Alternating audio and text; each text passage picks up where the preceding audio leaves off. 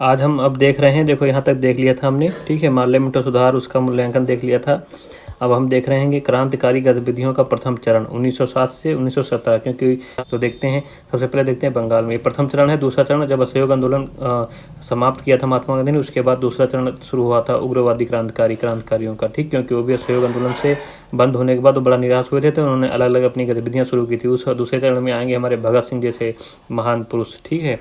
इस चरण में देखते हैं कौन कौन, प्रथम चरण में कौन कौन थे। यहाँ पर भी तुम्हारा वो जो आंदोलन चल रहा था, स्वदेशी आंदोलन बंगाल विभाजन के खिलाफ, वो अब शांत हो गया है, उसको अंग्रेजों ने दबा दिया है। उसके बाद जो नेतृत्व नहीं रहा, हमारे एक संगठित नेतृत्व नहीं रहा, तो अलग अलग क्रांतिकारी गतिविधियाँ चल रही हैं। सबसे पहले देखते हैं बंगाल में।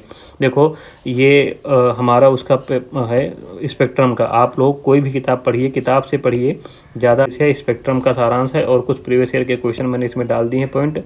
ये आपका स्पेक्ट्रम हिस्ट्री जो मानव हिस्ट्री आती है, वो बाइबल है, उससे बाहर कोई क्वेश्चन नहीं जाता है। और कुछ तो टफ होते हैं, उनको तो छोड़ना ही रहता है। हमें चीज़ें तैयार करनी है, तो हम पढ़ते हैं।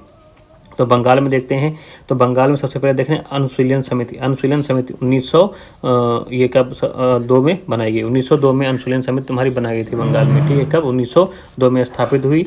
ये प्रथम गुप्त संगठन था। कलकत्ता में पी मित्रा थे, जो पी मित्रा ने इसको स्थापित किया। मिदनापुर में ज्ञानेंद्र नाथ, ठीक है, ज्ञानेंद्र नाथ बसु ने इसका गठन किया। मिदनापुर में किसने किया था? ज्ञानेंद्र नाथ बसु ने। और कलकत्ता में पी मित्रा ने गठित किया। और प्रथम गुप्त संगठन है अनुशीलन समिति, 1902 में स्थापित हुई। डेट याद रखना। अब इसके सदस्य कौन से थे? सदस्य थे जतीन्द्र नाथ बनर्जी, बरीन्द्र कुमार घोष, इसके सदस्य थे, प्रमुख सदस्य थे ना, जतीन्द्र नाथ बनर्जी, बरीन्द्र कुमार घोष। और इनके सदस्य, इसी अनुशीलन समिति के कुछ ये सदस्य थे, बरीन्द्र कुमार घोष और भूपेंद्र नाथ ने 1906 में क्या किया? युगांतर नामक साप्ताहिक पत्र निकाला। युगांतर नामक साप्ताहिक पत्र प्रकाशित किया। और अन्य पत्रों में देखें तो हमारा संध्या भी बहुत फेमस था, लेकिन जो बंगाल में क्रांतिकारी गतिविधियों को सबसे ज़्यादा बढ़ाया वो युगांतर ही था। ये बंगाल में था। किसने निकाला था? ये अनुशीलन समिति के सदस्य बरीन्द्र कुमार घोष और भूपेंद्र नाथ ने, 1906 में। डेट भी याद रखना। अब जानते हैं, ठीक है। ये युगांतर 1907 में युगांतर समूह के सदस्य, युगांतर समूह के सदस्य हैं कौन है? भूतपूर्व लेफ्टिनेंट गवर्नर फुलर। कौन? इनकी भूतपूर्व लेफ्टिनेंट गवर्नर फुलर थे। इनकी हत्या का असफल प्रयास किया। युगांतर समूह के सदस्यों ने ही, ये गवर्नर थे भूतपूर्व लेफ्टिनेंट गवर्नर फुलर, इनकी हत्या का प्रयास किया गया 1907 में। दिसंबर 1907 में क्या हुआ? रेल पटरी उखाड़ने का प्रयास किया गया, जिसमें लेफ्टिनेंट गवर्नर एंड्रयू फ्रेजर यात्रा कर रहा था। वो 1907 में रेल पटरी उखाड़ने का प्रयास किया गया इसकी हत्या करने के लिए। किसकी? लेफ्टिनेंट गवर्नर एंड्रयू फ्रेजर की, ठीक है। क्योंकि युगांतर में, ठीक है, युगांतर के बारे में ना, युगांतर पत्र में लिखा गया था ना कि उन्होंने विरोध करे थे। जो युगांतर चला था इसमें लिखा था, इसमें मैंने नोट्स नहीं लिखा, लेकिन ध्यान से सुन लो। युगांतर में लिखा गया था कि समस्या का समाधान लोगों द्वारा ही किया जा सकता है। किसके द्वारा? समस्या का समाधान लोगों द्वारा ही किया जा सकता है। भारत में निवास करने वाले 30 करोड़ लोगों के उपनिवेशी दमन एवं शोषण को रोकने हेतु 60 करोड़ हाथों का उपयोग करना चाहिए। ताकत को ताकत द्वारा ही रोका जा सकता है। ये युगांतर में लिखा था। तो इसका बहुत प्रभाव पड़ा था लोगों पे, यही तभी ये घटनाएं हो रही थी, ठीक है। कि युगांतर में क्या लिखा गया था? समस्या का समाधान लोगों द्वारा ही किया जा सकता है। भारत में निवास करने वाले 30 करोड़ लोगों के उपनिवेशी दमन एवं शोषण को रोकने हेतु 60 करोड़ हाथों का उपयोग करना चाहिए। ताकत को ताकत द्वारा ही रोका जा सकता है। जब ऐसे से कोटेशन लिखे गए युगांतर में पत्र में, ठीक, साप्ताहिक पत्र में, तो लोगों के अंदर जोश आया, तभी ये सब कांड हुए 1907 वाला है, ठीक है। भूतपूर्व लेफ्टिनेंट गवर्नर फुलर को हत्या करने का प्रयास किया गया, लेकिन भले असफल रहे, लेकिन कोशिश तो किए गए हमारे क्रांतिकारी लोग। 1907 में रेल की पटरी उखाड़ दिया लेफ्टिनेंट गवर्नर एंड्रयू फ्रेजर की हत्या करने के लिए, भले नहीं हो पाई हत्या इनकी। 1908 में मुजफ्फर में न्यायाधीश किंग्सफोर्ड की हत्या करने के लिए गाड़ी पर इनके बम फेंका गया। किसने बम फेंका? ये किंग्सफोर्ड था। कौन था? किंग्सफोर्ड। इसी गाड़ी पर बम फेंका किसने? खुदीराम बोस और प्रफुल्ल चाकी ने बम फेंका था। क्यों फेंका था? तो ये ऐसा एक जज न्यायाधीश था जो छोटे छोटे, ठीक है, मतलब कांड के लिए हमारे नवयुवकों को बहुत बड़ी बड़ी सजाएं देता था, ये न्यायाधीश किंग्सफोर्ड। इसलिए इसकी हत्या के लिए खुदीराम बोस और प्रफुल्ल चाकी ने इसकी गाड़ी पर बम फेंका, लेकिन गलती से बम कहाँ गिर गया? कैनेडी की गाड़ी पर गिर गया, जिसमें 2 अंग्रेज महिलाएँ जो थी उनकी मौत हो गई, ठीक है। अब क्या हुआ? अब इनको खुदीराम बोस को पकड़ के फांसी दे दी गई, और प्रफुल्ल चाकी ने क्या कर लिया था? अपनी आत्महत्या, अपने हाथ से अपनी आत्महत्या कर ली थी। तो ये 1908 में हुआ था, ठीक है। अब फिर ठीक हुआ मानिक टोला उद्यान एवं कलकत्ता में अवैध हथियार तलाशी का अभियान चला गया। ठीक है, मानिक टोला एवं कलकत्ता में अवैध हथियार तलाशी अभियान चला गया। इसमें 34 व्यक्ति दोषी पाए गए। 34 व्यक्ति दोषी पाए, मतलब 34 व्यक्ति को उन्होंने दोषी ठहराया। पाया क्या गया? उन्होंने 34 व्यक्तियों को गिरफ्तार किया, उनको दोषी ठहराया। इनमें 2 घोष बंधु थे, अरविंद एवं बरीन्द्र घोष, इनको भी सजा हो गई थी। ठीक है, इस को कौन सा षड्यंत्र कहा गया? अलीपुर षड्यंत्र कांड कहा गया। अलीपुर षड्यंत्र कांड कहा गया। इन सब पर अभियोग चलाया गया।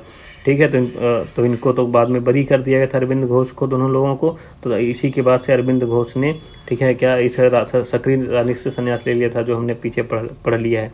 और इसी समय क्या पुलिनदास के नेतृत्व में ढाका अनुशीलन समिति के सदस्यों ने 12 में डकैती डाली थी। पुलिनदास के नेतृत्व में ढाका अनुशीलन समिति के सदस्यों ने कहाँ डकैती डाली?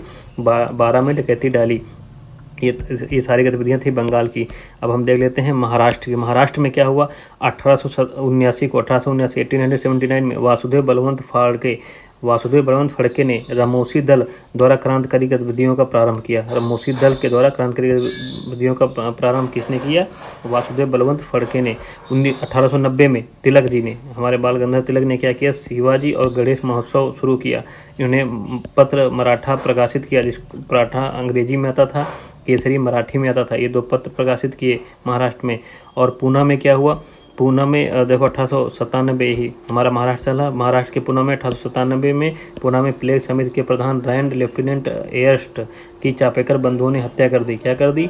रैंड और लेफ्टिनेंट एयर्स्ट की क्या कर दी? चापेकर बंधुओं ने हत्या कर दी। ये प्लेग समिति का प्रधान था। इसने प्लेग की जो महामारी फैली थी उसमें सही ढंग से लोगों को मदद नहीं की। इससे लोग, हमारे क्रांतिकारी लोग खफा हुए। चापेकर बंधुओं ने इसकी हत्या कर दी और इनको फिर पकड़ के क्या दे दिया? अंग्रेजों ने फांसी दे दी थी। दोनों लोगों को पकड़कर अंग्रेजों ने फांसी दे दी। 1899 में क्या हुआ? महाराष्ट्र में मित्र मेला एक संगठन बनाया। किसने बनाया? विनायक दामोदर सावरकर और इनके बड़े भाई गणेश दामोदर सावरकर ने मित्र मेला संगठन बनाया। ठीक है, मित्र मेला संगठन बनाया। ये विनायक दामोदर सावरकर एवं बड़े भाई गणेश दामोदर सावरकर। ये किसके तर्ज पे बनाया था? मेजनी की जो तरुण इटली की एक संगठन था, तरुण इटली, उसी की तर्ज पर मित्र मेला संगठन बनाया था विनायक दामोदर सावरकर और बड़े भाई गणेश दामोदर सावरकर ने। और 1904 में इसी संगठन का अभिनव भारत में विलय हो गया। किसमें विलय हो गया? अभिनव भारत में इसका विलय हो गया था। तो अगर पूछे कि अभिनव भारत को किसने बनाया, तो यही विनायक दामोदर सावरकर और गणेश दामोदर सावरकर का भी नाम आएगा। अभिनव भारत में 1904 में बना था। ठीक है, जो 1899 में मित्र मेला बना, इसी का 1904 में अभिनव भारत में विलय हुआ था। उसके बाद देखें, ठीक है, 1909 में अभिनव भारत के सदस्य अनंत कन्हारे, ये अभिनव भारत के सदस्य थे। अनंत कन्हारे ने क्या किया? जिला मजिस्ट्रेट जैक्सन की हत्या कर दी और इन पर नासी षड्यंत्र केस का, ठीक है, अब वो लगाया गया। क्या लगाया गया? अपराध करके इनको भी पकड़ लिया गया था। अनंत कन्हारे को नासी षड्यंत्र केस से इन पर मुकदमा चलाया गया। 1909 में उन्होंने, अनंत कन्हारे ने क्या किया था? जिला मजिस्ट्रेट जैक्सन की हत्या कर दी थी। अब हम पंजाब में देखते क्या हुआ। पंजाब में प्रमुख क्रांतिकारी कौन थे? हमारे लाला लाजपत राय थे। अजीत सिंह थे, ये भगत सिंह के चाचा थे। क्या, कौन थे? भगत सिंह के चाचा अजीत सिंह। ठीक है, अजीत सिंह। आगा हैदर, सैयद हैदर राजा, भाई परमानंद, लालचंद्र फलक व सूफी अम्बा प्रसाद, ये सब पंजाब में थे। लाला लाजपत राय ने पंजाब में पत्र पंजाबी प्रकाशित किया। अजीत सिंह ने अंजुमन ए मोहिसबान ए वतन प्रकाशित किया। अंजुमन ए मोहिसबान ए वतन क्रांतिकारी समिति की स्थापना की और भारत माता पत्र शुरू किया। अजीत सिंह ने पंजाब में क्या किया? अंजुमने मोहिसबान ए वतन क्रांतिकारी समिति का गठन किया और भारत माता पत्र प्रकाशित किया। ठीक है, ये सब थे। 1907 में कानून बनाया गया। इन लोगों को दबाने के लिए, इन लोगों को ख़त्म करने के लिए 1907 में अंग्रेजों ने कानून बनाया। ठीक है, उस कानून के द्वारा राजनीतिक सभाओं एवं समितियों पर प्रतिबंध लगा दिया गया। अजीत सिंह को देश से निर्वासित कर दिया गया। लाला लाजपत राय को भी जेल में डाल दिया गया। तब इनको देश से निर्वासित कर दिया। ठीक है, इनको रंगून भेज दिया गया। ठीक है, देश से निर्वासित कर दिया गया अजीत सिंह को। तब पंजाब में भी क्रांतिकारी गतिविधियों को दबा दिया गया। फिर दिल्ली में देखो क्या हुआ। 23 दिसंबर 1912 को वायसराय लॉर्ड हार्डिंग के काफिले पर बम फेंका गया। ठीक है, बम किसने फेंका? रासबिहारी बोस और सचिन सन्याल ने बम फेंका। किस पर? 23 दिसंबर 1912 में वायसराय लॉर्ड हार्डिंग के काफिले पर बम फेंका रासबिहारी बोस और सचिन सन्याल ने। घटना के बाद क्या हुआ? 13 व्यक्तियों को गिरफ्तार कर लिया अंग्रेजों ने। कितने व्यक्तियों को? 13 व्यक्तियों को अंग्रेजों ने गिरफ्तार कर लिया। उसमें कौन थे? मास्टर अमीचंद थे, अवध बिहारी थे, दीनानाथ थे, सुल्तान चंद थे, हनुमंत सहाय थे, बसंत कुमार थे, बाल मुकुंद थे, बलराज इत्यादि। इन लोगों को गिरफ्तार किया गया। कितने व्यक्ति को? लगभग 13 लोग थे। इसमें मुख्य लोग हैं मास्टर रमीचंद, अवध बिहारी, दीनानाथ, सुल्तान चंद, हनुमंत सहाय, बसंत कुमार, बाल मुकुंद, बलराज इत्यादि। और इन पर सब पर क्या कौन सा केस ठोका गया? दिल्ली षड्यंत्र केस ठोक दिया अंग्रेजों ने। कुछ को फांसी दे दी, कुछ को देश से निर्वासित कर दिया। देख रहे हो कितने लोग बलिदान हुए हैं देश के लिए हमारे। आज हम आज़ादी का महत्व नहीं समझते हैं। कुछ लोगों को फांसी हुई, कुछ को देश से निर्वासित कर दिया गया। विदेशों में देखें, विदेश में भी हमारे क्रांतिकारी लोग थे, अपनी गतिविधियाँ चला रहे थे। पहले देखें इंग्लैंड में क्या हुआ, तो इंग्लैंड में मुख्य लोग थे श्याम जी कृष्ण वर्मा इंग्लैंड में, विनायक दामोदर सावरकर, मदन लाल डींगरा, लाला हरदयाल। तो ये इंग्लैंड में है कौन? श्याम जी कृष्ण वर्मा, विनायक दामोदर सावरकर, मदन लाल डींगरा, लाला हरदयाल, ये सब इंग्लैंड में क्रांतिकारी गतिविधियाँ शुरू कर रहे थे। श्याम जी कृष्ण वर्मा ने 1905 में भारत स्वशासन समिति का गठन किया। कहाँ पर? इंग्लैंड में, इंडिया हाउस जिसे कहते हैं, इंडिया हाउस अंग्रेजी में कहते हैं। 1905 में भारत स्वशासन समिति का गठन किया। इसका उद्देश्य था कि सरकार को आतंकित कर स्वराज्य पाना, सरकार को भय दिखाकर स्वराज्य पाना। समाचार पत्र चलाया इन्होंने, सोशियोलॉजिक, कौन सा सामाजिक समाचार पत्र प्रकाशित किया? सोशियोलॉजिक प्रकाशित किया। कृष्ण वर्मा के बाद विनायक दामोदर सावरकर ने इसका मतलब कार्यभार संभाल लिया। कृष्ण वर्मा के बाद विनायक दामोदर सावरकर ने इसका कार्यभार संभाला और 1857 का स्वतंत्रता संग्राम नामक किताब लिखी उन्होंने। ठीक है, मैजनी की आत्म कथा का मराठी में अनुवाद किया, जिसको पढ़कर लोग उत्तेजित हों और देश के लिए लड़ें, इसलिए एक काम किया था। 1909 में क्या हुआ? मदन लाल डींगरा ने कर्नल विलियम कर्जन वाइली की हत्या की। कर्नल विलियम कर्जन वाइली की हत्या की 1909 में मदन लाल डींगरा ने क्या किया? कर्नल विलियम कर्जन वाइली की हत्या कर दी। और 13 मार्च 1910 में क्या हुआ? नासिक षड्यंत्र केस में सावरकर भी गिरफ्तार और काले पानी की सजा दी गई। नासिक षड्यंत्र केस किस पे लगा था? देख रहे हो ये नासिक षड्यंत्र केस अभिनव भारत के सदस्य अनंत कन्हारे ने जिला मजिस्ट्रेट जैक्सन की जो हत्या की थी, वही नासिक षड्यंत्र केस चलाया गया। नासिक षड्यंत्र केस में ही विनायक दामोदर को भी गिरफ्तार कर लिया गया। किसको? इनको सावरकर को भी गिरफ्तार कर लिया गया। सावरकर है ना, विनायक दामोदर सावरकर को भी गिरफ्तार कर लिया गया और उनको काले पानी की सजा दी गई। ठीक है, काले पानी की सजा बहुत खतरनाक होती है, काले पानी की सजा दे दी गई। और फिर फ्रांस में अब देखें, श्री एस.आर. राणा थे, श्रीमती भीखाजी रुस्तम कामा थी। इन्होंने पेरिस में क्रांतिकारी गतिविधियों को जारी रखा। फ्रांस की राजधानी पेरिस में क्रांतिकारी गतिविधियों को जारी रखा। कौन सा फ्रांस में थे? एस.आर. राणा, श्रीमती भीखाजी रुस्तम कामा। इन्होंने फ्रांस में क्रांतिकारी गतिविधियों को जारी रखा। फिर देखो अमेरिका और कनाडा में देखो नेतृत्व कर रहे थे यहाँ पर लाला हरदयाल। 1 नवंबर 1913 में सैन फ्रांसिस्को में गदर पार्टी की स्थापना की। लाला हरदयाल ने 1 नवंबर 1913 में कहाँ पर? सैन फ्रांसिस्को में गदर पार्टी की स्थापना की। 1857 विद्रोह की स्मृति में गदर साप्ताहिक पत्रिका का प्रकाशन किया। 1857 विद्रोह की स्मृति में गदर साप्ताहिक पत्रिका का प्रकाशन किया। इससे पूर्व स्वदेशी सेवक ग्रह, ठीक है, स्वदेशी सेवक ग्रह एक समिति का गठन किया था। स्वदेशी सेवक ग्रह का ये कहाँ? वैंकूवर कनाडा में इसका गठन हुआ था। यूनाइटेड इंडिया हाउस सिएटल में स्थापित की गई थी। यूनाइटेड इंडिया हाउस सिएटल में स्थापित की गई थी। अब फिर देखो जर्मनी में देखो क्या हुआ।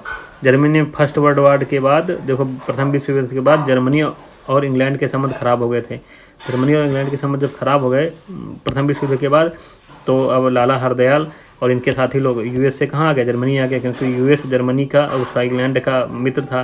तो वहाँ से लाला हरदयाल कहाँ गए? के साथी कहाँ? यूएस आ गए, यूएस से जर्मनी आ गए।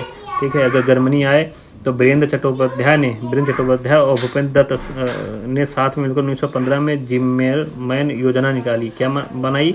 जिम्मेरमैन योजना का गठन किया।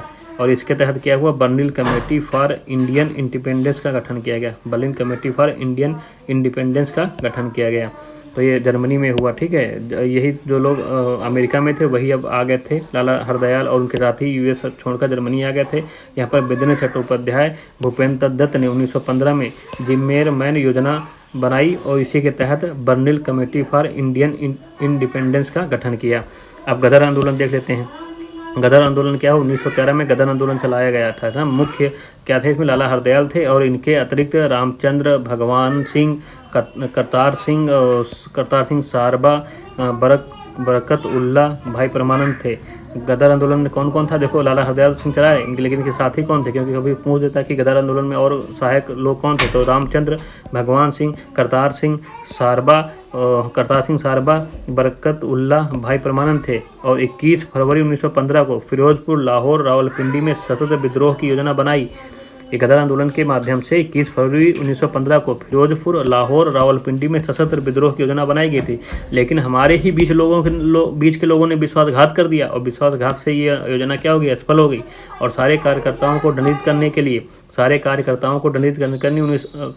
सारे जो कार्यकर्ता थे, ये सब लोग कार्यकर्ता थे और भी जो साथी थे इन सबके, तो उनको दंडित करने के लिए 1915 में रक्षा अधिनियम बनाया गया। क्या बनाया गया? रक्षा अधिनियम बनाया गया। उसके तहत सभी को पकड़ के जेल में डाला गया, किसी को फांसी दे दी गई, किसी को तोप से उड़ा दिया गया, बहुत टार्चर किया गया था हमारे स्वतंत्र क्रांतिकारियों को। उसके बाद देख सकते हैं कि कामागाटा मारू प्रकरण हुआ था। कामागाटा मारू प्रकरण क्या हुआ? इसमें एक बाबा थे, बाबा गुरदत्त सिंह थे। इन्होंने जापान से एक जहाज लिया जिसका नाम था कामागाटा मारू, किराए पर जहाज लिया। कामागाटा मारू जापान से जहाज लिया किराए पर, और इसमें 351 पंजाबी सिख थे और 21 मुसलमान भाइयों को ये लोग बिठा के सिंगापुर से चल दिए। कहाँ पर? वैंकूवर कनाडा गए, वैंकूवर कनाडा चल दिए। ठीक है, वैंकूवर कनाडा पहुँचे। यहाँ पर पहुँचकर इनका उद्देश्य था कि वहाँ पर स्वतंत्र और सुखमय जीवन व्यतीत करेंगे और बाद में, ठीक है, स्वतंत्रता संग्राम में हम भाग लेंगे, क्योंकि जब सुरक्षित रहेंगे और ताकत आएगी तभी हम स्वतंत्रता संग्राम में भाग लेंगे, यही इनका उद्देश्य था।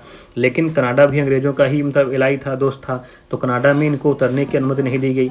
अब कनाडा से जब वापस कहाँ आए, फिर इन्होंने कनाडा में जब उतरने की अनुमति नहीं दी गई तो इनको वापस भेज दिया गया। तो वापस ये 27 सितंबर 1914 को कहाँ पहुँचे? आके कलकत्ता पहुँचे, और कलकत्ता में बाबा गुरदत्त सिंह को गिरफ्तार करने का प्रयास किया गया, लेकिन ये तो बच निकले। और बाकी सभी लोगों को ट्रेन में मतलब जेल में डालने के लिए, ट्रेन में कहीं ले जाने के लिए बिठाने की कोशिश की गई, तो वहाँ पर मुठभेड़ हो गई। मुठभेड़ में 22 लोग हमारे क्या हो गए? शहीद हो गए। 22 लोग क्या हो गए वहाँ पर मुठभेड़ में? जो ये 351 और 21 मुसलमान भाई जा रहे थे, इनमें 22 लोग क्या हो गए? अंग्रेज़ों से लड़ते हुए मारे गए, शहीद हो गए। तो अब जो कनाडा में जो ये इनको नहीं बिठाया गया, मतलब उतरने नहीं दिया गया, वापस कर दिया गया था, इससे बहुत स्थिति मतलब काफ़ी लोगों ने जो यहाँ पहले से रहते होंगे उन्होंने विरोध किया होगा। उस सब की स्थितियों के खिलाफ कनाडा में मतलब जांच करने के लिए एक शोर कमेटी का गठित किया गया था। तो शोर कमेटी किससे संबंधित है? कामागाटा मारू से, ध्यान रखना, कामागाटा मारू से कनाडा में गठित हुई थी इस चीज़ को जाँच करने के लिए। ठीक है, सिंगापुर में देख लेते हैं। सिंगापुर में 15 फरवरी को पंजाबी मुसलमानों की एक 5वीं इन्फेंट्री और 36वीं सिख बटालियन के सैनिकों ने विद्रोह कर दिया। विद्रोह को बेरहमी से क्या कर दिया गया? कुचल दिया गया। बहुत क्रूरता के साथ विद्रोह को चला था अंग्रेजों ने। 15 फरवरी को पंजाबी मुसलमानों की 5वीं इन्फेंट्री और 36वीं सिख बटालियन के सैनिकों ने विद्रोह किया था सिंगापुर में। और फिर जैसे कुछ फैक्ट हैं हमारे, वो देख लेते हैं कि सितंबर 1915 में उड़ीसा तट पर स्थित बालासोर पर बाघा जिनका नाम है जतिन मुखर्जी, इन्होंने पुलिस से लड़ते हुए शहीद हो गए। क्या हो गए? सितंबर 1915 में उड़ीसा तट पर स्थित बालासोर एक स्थान है, वहाँ पर बाघा, जिनको हम जतिन मुखर्जी कहते हैं, पुलिस से लड़ते हुए क्या हो गए? शहीद हो गए। 22 जून 1897 को घटना हुई थी। 22 जून 1897 को पूना में चापेकर बंधु दामोदर बालकृष्ण ने रैंड, ये प्लेग कमिश्नर थे, इनको गोली मारकर हत्या कर दी थी। 22 जून 1897 में क्या किया था? पूना में चापेकर बंधु दामोदर बालकृष्ण ने क्या किया? रैंड, ये प्लेग कमिश्नर थे, इनको गोली मारकर हत्या कर दी थी। 1905 में क्या हुआ? श्याम जी कृष्ण वर्मा ने लंदन में इंडिया होम रूल सोसाइटी की स्थापना की। पीछे हम पढ़ चुके हैं जब इंग्लैंड के बारे में पढ़ रहे थे ना, श्याम जी कृष्ण वर्मा ने वहाँ पर इंडिया होम रूल सोसाइटी की स्थापना की थी। 1909 में मदन लाल डींगरा ने क्या किया? कर्दन वायली की गोली मारकर हत्या की। ये भी हम पीछे पढ़े हैं ना, एक फैक्ट है क्वेश्चन के, याद रखना, पूछे गए पेपर में। 1915 में सिल्क पेपर षड्यंत्र हुआ था। एक सिल्क पेपर षड्यंत्र क्या हुआ था? इसमें क्या था कि मौलवी उबैदुल्ला सिंधी थे, उन्होंने कुछ गुप्त पत्र लिखे, पीले सिल्क पर फारसी में लिखे थे पत्र, और इनको महमूद हसन को लिखे थे, लेकिन ये रास्ते में अंग्रेजों को मिल गए और योजना क्या हो गई? ये असफल हो गई। इसे कहते हैं सिल्क पेपर षड्यंत्र, 1915 में हुआ था। ध्यान रखना, मौलवी उबैदुल्ला सिंधी इसके कार्यकर्ता थे मेन। ठीक है, सिल्क पेपर षड्यंत्र में। तो ये हमारा हो गया प्रथम चरण का। तो जो इसकी घटनाएं हैं सारी बहुत इंपॉर्टेंट है, खूब पेपर में पूछी जाती हैं। इतनी तैयार हैं तो कहीं से क्वेश्चन हमारा छूटेगा नहीं। तैयार रखो अपना, स्पेक्ट्रम से पढ़ते रहो और रिवीजन करो। जय हिंद, जय भारत।